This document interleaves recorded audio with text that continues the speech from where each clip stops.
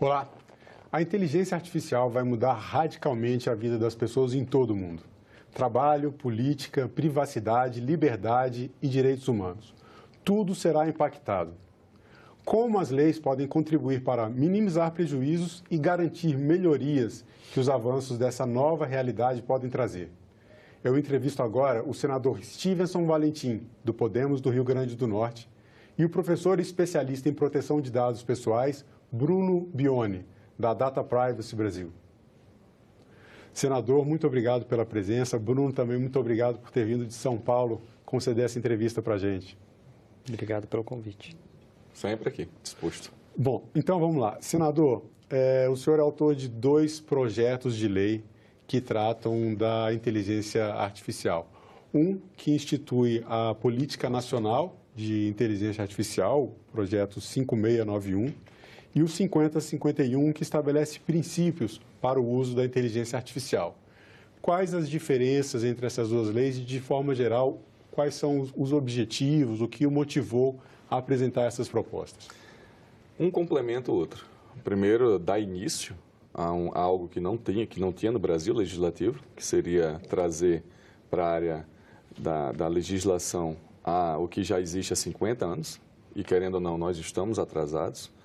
Nós não podemos ficar aí à mercê de uma nova colonização agora tecnológica de outros países ou de outras formas de intervenção dentro do nosso país, num setor importantíssimo, que é a parte de informática, que muitas vezes não, é desprezada. É desprezada com falta de recurso, é um fundo que não é utilizado, é o conhecimento que muitas vezes está sendo não tão democrático para as pessoas. Então, o intuito dos projetos, além de criar, de ser o pioneiro, de trazer à tona toda essa discussão entre que pessoas se interessem, que pessoas possam contribuir, que entes públicos e privados possam se unir para poder desenvolver o que é melhor para a população e ela, sim, participar para ela saber o que está acontecendo. Existem muitas dúvidas, as pessoas ainda não conceituam o que é inteligência artificial, as pessoas ainda acham que vai ser igual à guerra do exterminador do futuro, as pessoas pensam dessa forma, que não é. Já tem estudos, já é comprovado que com a inteligência artificial podemos melhorar muito o que a gente já vê no setor privado. Serviços públicos, a economia, a produtividade, o aumento de lucros que o nosso país pode ter e excedendo muitas vezes erros que humanos, por repetição, de alguma forma possa acontecer. Os princípios, o projeto que trata dos princípios é o respeito, é a ética, é não ter e não permitir que aconteçam falhas discriminatórias, preconceituosas, de gênero, que não possa ser que uma empresa detenha esse tipo de conteúdo tecnológico e utilize de uma má forma para a população, é ter os cuidados. Então, como o próprio projeto diz, são os princípios, é o início, uma política nacional que trata sobre isso. E agora o nosso trabalho é lapidar, junto com os especialistas, junto com a população, junto com todos, que isso é interessante.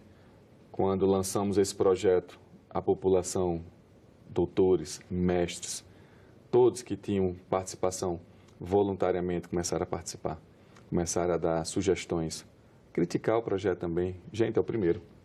Atrai a sociedade, né? Atrai. Porque impacta todo mundo, né? E é um assunto que atrai principalmente os jovens. Jovens esses como está aqui do meu lado. Jovens esses que nasceram na tecnologia e a gente não tem mais como retroceder. Não tem mais como parar. Agora é caminhar para frente. Eu posso dar inúmeros exemplos do uso da inteligência artificial hoje na sociedade, que as pessoas nem percebem. Ela está no meio da gente, está entre a gente, serve a população. E essa casa ficou tanto tempo junto com a outra sem poder analisar, sem poder ver, sem dar o start inicial sobre essa discussão. E ter essa discussão sobre esses princípios, ter essa discussão sobre esse plano nacional, é trazer também algumas regras. Não que impeça o desenvolvimento, não que impeça o exercício, não que impeça, pelo contrário. Que a gente tem que ter os cuidados, a garantia que vai ser muito bem utilizado para toda a população. E estimular o avanço da inteligência artificial no país também, que isso está no plano, né? No plano nacional, principalmente. Política nacional. E isso está entre os planos. Como tudo que eu já falei, eu estou dando um resumo geral. Quem tiver esse interesse, os projetos estão no site do Senado, acesso a todos. Quem quiser está no site pessoal do Capitão Stevenson também, colocar lá a sua sugestão, a sua emenda. O relatório hoje está com o senador Rogério Carvalho, entendeu? Favorável também a inteligência artificial. Teremos muitas audiências. Não é um assunto fácil de se resolver. Existe a inteligência artificial no hospital, na área médica. Quem decide? É a máquina sozinha ou é o humano? Quem é que vai fazer essa separação se a gente for para o campo hoje da medicina? Quem faz a separação no campo da justiça? E a inclusão da inteligência artificial na área militar? Sim, a questão da segurança também, da segurança, facial. dentro da segurança pública, entendeu? Então, se a gente for parar para analisar que ela facilita a nossa vida, mas se nós não tivermos um cuidado, se não tivermos esse trabalho, que vai ser árduo, para que a gente possa criar uma legislação que não impeça o desenvolvimento, a proliferação desse conhecimento, mas que tenha também alguns limites, Claro. que é justamente a dignidade humana, que é o respeito, que é a transparência, que é tudo isso que está colocado nesse projeto, que as pessoas hoje têm acesso. A política tem que ser assim, a pessoa tem que ter essa vontade, essa curiosidade de querer participar, porque logo, logo sai do papel e vai para a vida das pessoas. Assim foi também a lei a Lei Geral de Proteção de Dados, desculpe, que você participou, né, Bruno, de audiências públicas, houve toda uma discussão que envolvendo a sociedade civil também um processo bastante democrático.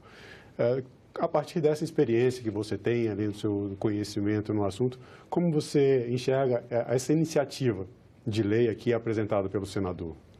Acho que o primeiro ponto, e é uma premissa que a gente tem que ter claro, é que regulação, projetos de lei, não são um obstáculo à inovação. Pelo contrário, é desenvolver com responsabilidade, ter um desenvolvimento econômico com padrões éticos e assim por diante. Muitas vezes a gente pensa que regulação é sempre um entrave. Não, pelo contrário, estimula inovação, e esse é o meu primeiro ponto. E esse foi uma das grandes narrativas pela qual esse projeto de lei, que agora é a Lei 13.709 de 2018, a Lei Geral de Proteção de Dados Pessoais, foi primordial para a gente poder fazer esse diálogo com os parlamentares, a própria sociedade fazer esse tipo de articulação. E uma coisa que eu acho que aconteceu muito valioso ao longo dessa tramitação da Lei Geral de Proteção de Dados Pessoais, que é uma coisa que pode se repetir agora com esses projetos relacionados à inteligência artificial, é a gente ter uma discussão que a gente chama de multissetorial. E o que eu quero dizer com isso? É ter, por exemplo, terceiro setor, ONGs, academia, setor privado e principalmente governo também, para todo mundo poder ser ouvido e poder também contribuir com esse novo pedaço de lei, com essas regras do jogo. Acho que a partir disso a gente consegue ter um produto final muito bom. Algo que a gente já tem que destacar, e parabéns pelo pioneirismo, senador, com esses dois projetos de lei, é também a tecnicidade de como que a gente vai projetar essas regras do jogo. Por exemplo, uma coisa que é muito importante quando a gente está falando de inteligência artificial é que ela já está acontecendo. Hoje, quando você vai pedir o seu crédito no banco, não é mais o seu gerente que vai analisar o seu histórico, é um sistema de inteligência artificial. Hoje, quando você recebe uma recomendação no seu Instagram, uma publicidade que você vê ali na sua timeline, é um sistema de inteligência artificial. Quando você vê aquela publicidade ou aquele possível cupom de desconto, é inteligência artificial. Então, isso já está acontecendo. A gente precisa ter também a clareza disso. A gente também não pode demorar muito para, de certa maneira, estabelecer essas regras do jogo. Acho que esse é um ponto super importante. E aí, quando a gente está falando, então, de uma tecnologia que atravessa todos os setores da economia, saúde, financeiro, publicidade e assim por diante, a gente tem que pensar numa lei que seja neutra em termos tecnológicos. O que eu quero dizer? A gente tem que pensar como que a tecnologia funciona, mas eu não vou indicar que é essa tecnologia, porque ela pode mudar daqui 5 anos, ou 2 dias, ou 3 dias. E por isso uma lei principiológica, e aí é a clareza do projeto de lei que fala de princípios para a inteligência artificial, é um bom calibre para a gente poder começar essa discussão. Se eventualmente a gente pode burilar, detalhar alguma coisa, isso vai vir com o debate legislativo que vai acontecer no Senado e futuramente na Câmara dos Deputados. É mesmo porque a inteligência artificial, todo esse universo tecnológico, evolui muito rápido. E se você tiver uma lei muito detalhada, se ela trabalhar muito em cima dos detalhes, se perde muito rapidamente e a legislação ela não tem como acontecer no mesmo passo que os avanços tecnológicos. Exatamente, como foi dito, ela não pode estar ali totalmente fechada em uma delimitação que não permita avanços. Se a gente for olhar para... O senhor falou no aplicativo hoje, no celular. Aplicativo que até um certo ponto, há um certo tempo atrás, ninguém imaginaria que o celular faria tantas coisas. Que o celular hoje é tudo. Câmera, é banco, é até futuramente a telemedicina. Sim. Você vai se consultar através de uma tela que já se consultam, né? Só Já não está existe. legalizada.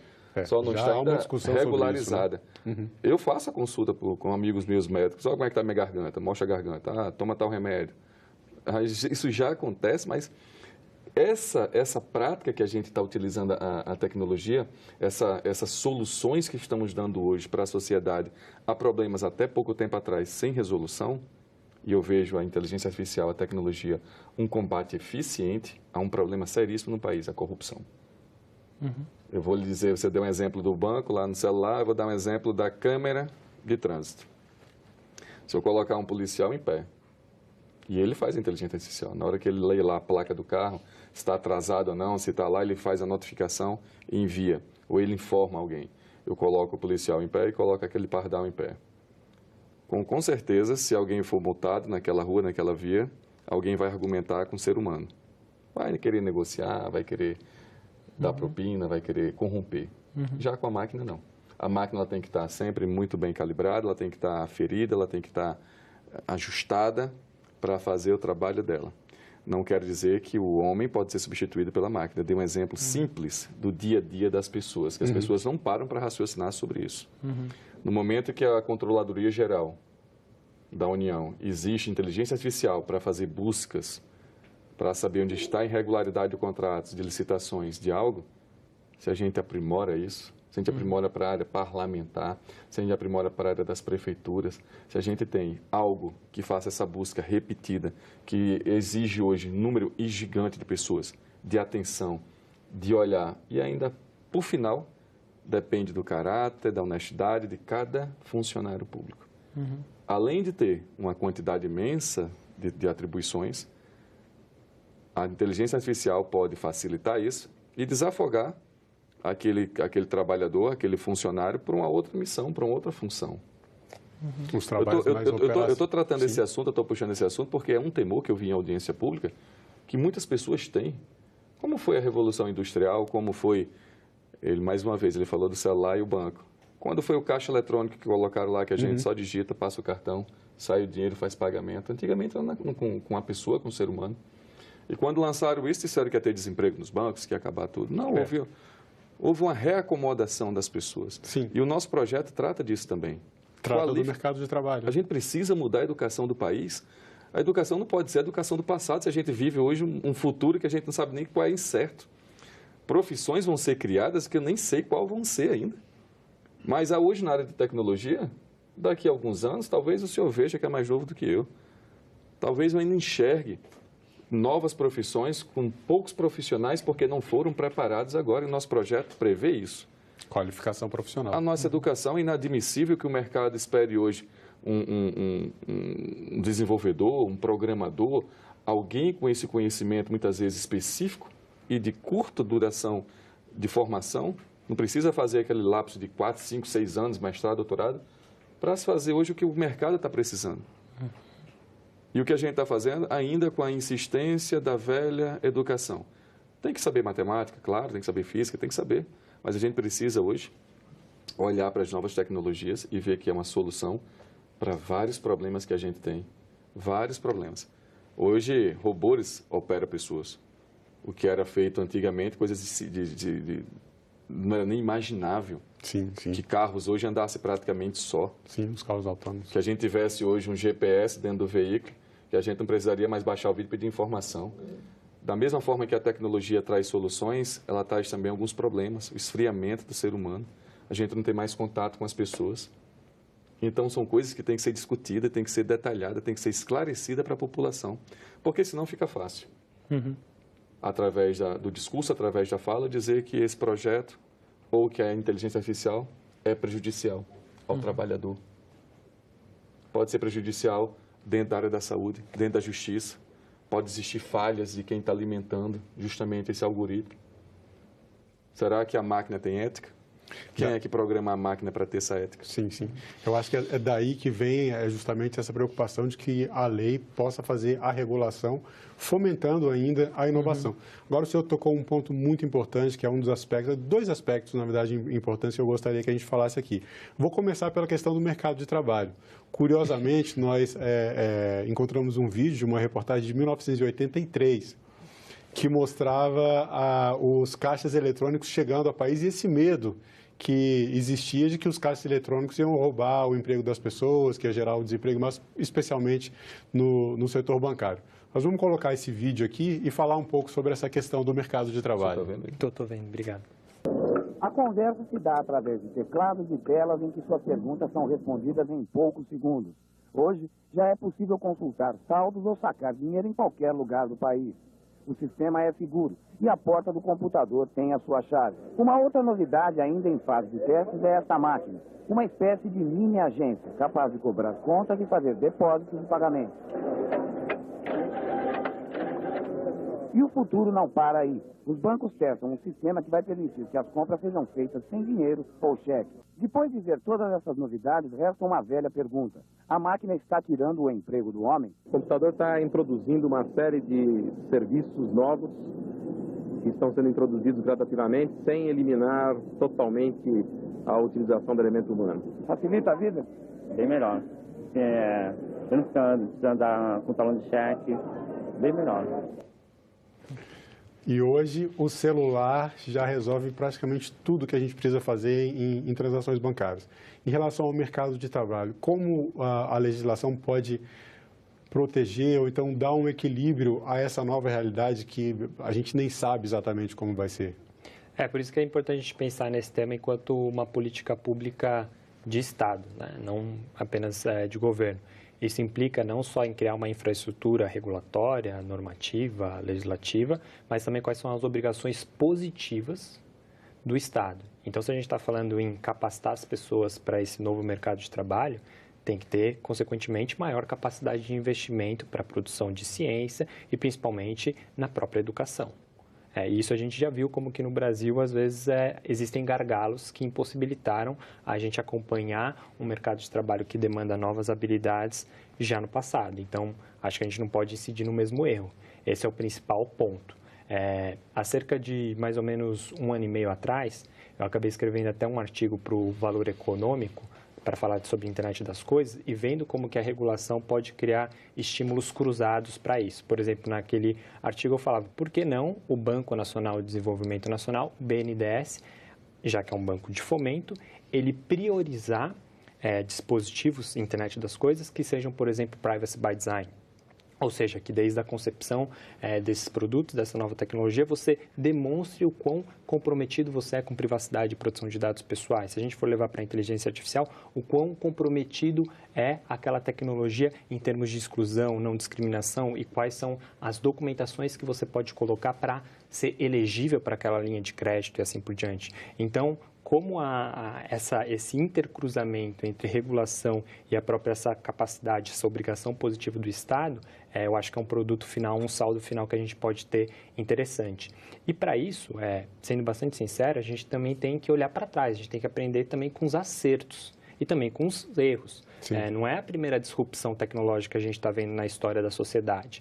Quando a gente viu, por exemplo, o mercado de consumo pujante, né, veículos sendo produzidos em grande escala e assim por diante, você vê como que a própria indústria ela vai investindo em tecnologia para produzir serviços e produtos mais seguros.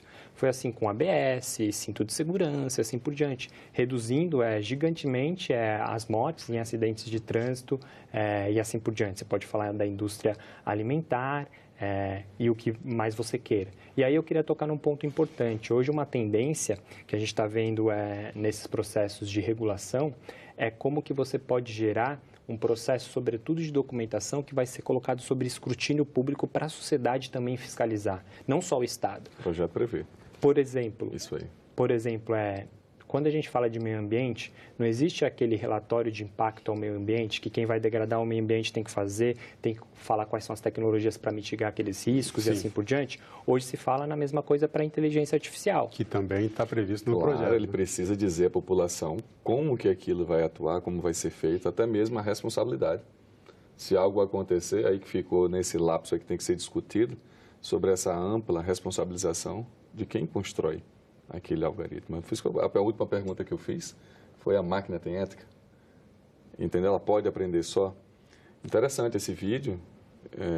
83, eu era criança, nasci em 77, mas você vê que a empresa era privada, a Bradesco. Então, ela foi uma das pioneiras e hoje ela tem um sistema chamado BIA, a qual você conversa. A Amazon tem um sistema que conversa com você dentro de casa. É inevitável. A gente precisa discutir, a gente precisa fazer, a gente precisa, assim, dar uma delimitação sem atrapalhar. Entendeu? E a questão em relação ao emprego, não vai acabar emprego. O ser humano, desde de quando saiu das cavernas até hoje, passou por momentos como esse. Desde quando passou lá para o manufaturado, depois para a industrialização, depois pelo Fordismo, depois para chegar até aqui, houve momentos dessas rupturas. Só que agora o momento é muito rápido. O que está acontecendo é muito rápido e quase não está se dando para acompanhar. Então, mais uma vez, tem que aplicar, sim, esforços na educação. Porque não tem como operar hoje, desenvolver algo complexo até certo ponto. Porque tem crianças hoje, jovens, que já nascem hoje com o cérebro voltado para a informática. Com uma facilidade incrível de mexer. O que para mim já é uma dificuldade grande. Eu iniciei essa entrevista dizendo que tem uma certa dificuldade com a tecnologia. Porque, querendo ou não, ela já veio tarde para a gente. Mas está vindo muito nova para as crianças.